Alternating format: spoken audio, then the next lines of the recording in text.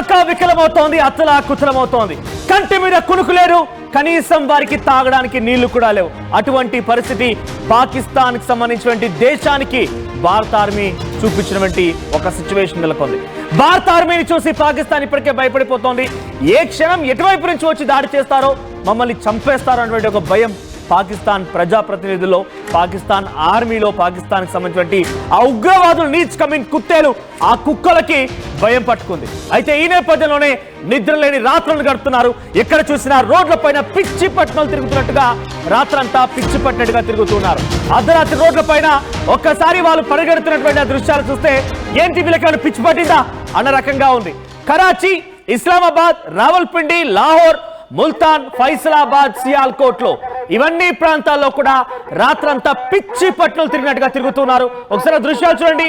లాహోర్ లో అది అర్ధరాత్రి సమయం, రోడ్ల పైన అంబులెన్స్లు, రోడ్ల పైన జనమంతా, రోడ్ల పైన వెహికల్స్, రోడ్ల పైన అంతా కూడా జరుగుతుంది. అర్ధరాత్రి కదా, అంతా పడుకున్నారు ప్రశాంతంగా అనుకోలేదు. ఇదే కదా చెప్పింది మేరా భారత్ మహాన్, మేం తలుచుకుంటే మీకు నిద్ర కూడా లేదు, మీకు తాగడానికి నీళ్ళు లేవు, మీకు తినడానికి తిండి లేదు, ఇది మీ బతుకు,